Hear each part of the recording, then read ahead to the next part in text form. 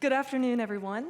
Thank you so much for joining us here on site and online. My name is Amanda Crayley, and I'm a research and data analyst with the Politico's Research and Data Analysis Division, covering tech and space. And I'm Isa Kantor, intelligence analyst covering cybersecurity and defense policy for our team. And our team specializes in providing comprehensive reports covering EU policy and political developments, offering stakeholders all the valuable insights that they need in order to combat and navigate complex regulatory landscapes. And we're here today to walk you through the findings of our latest report, Under the Sea and in Trouble, which brings attention to vital and often overlooked parts of Europe's digital infrastructure, which is subsea cables. What we think of as the cloud is actually under the sea. These networks carry about 99% of global internet traffic and power everything from financial and cloud-based services to digital and military communications. And as Europe's economy and security become increasingly digitized, the security of these networks becomes all the more important. However, these once hidden infrastructures have recently come under significant threat. Over the past few years, many suspicious disruptions and sabotage incidents, primarily in the Baltic Sea, have exposed the true vulnerability of Europe's subsea cables, as you can see on the map behind us here.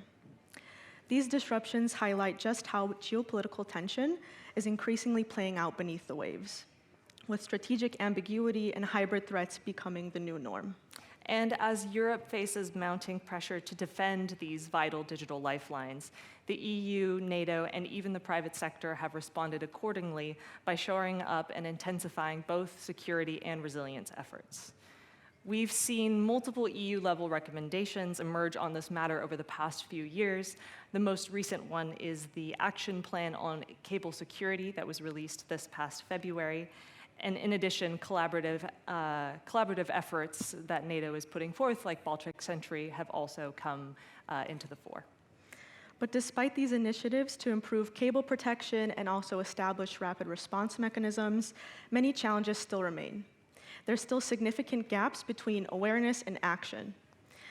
Persistent issues like legal ambiguities, but also the lack of enforcement capacity, as well as stretched surveillance resources, make these cables an attractive target for further interference.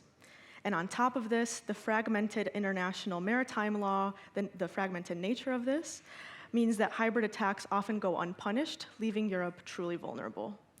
The geopolitical dimension is also rapidly evolving. Europe is caught between intensifying global competition between the US and China, both positioning themselves as key players in the subsea cable ecosystem.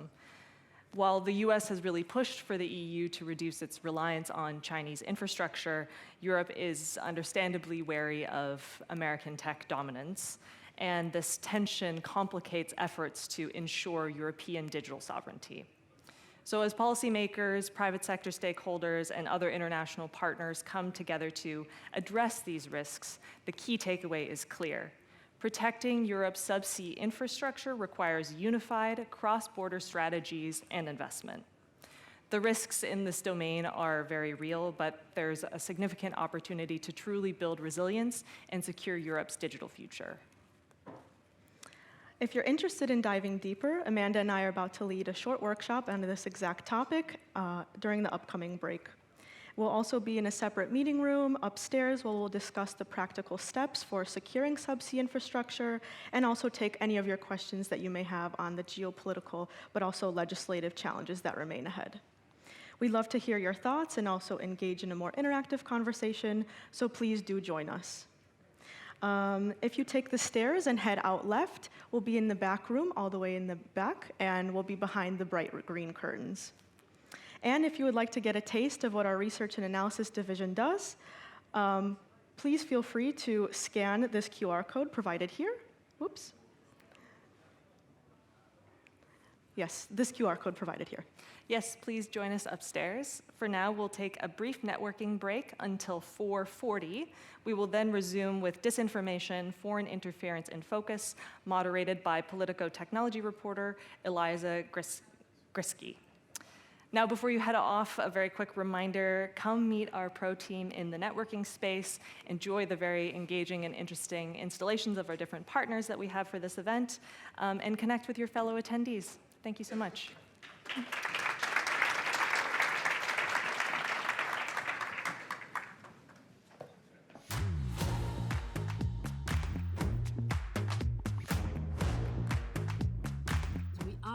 United in diversity. We are very heterogeneous in our opinion. If we do not renew our partnerships with the rest of the world, Europe will not be relevant. We can make it if we are together as Europeans.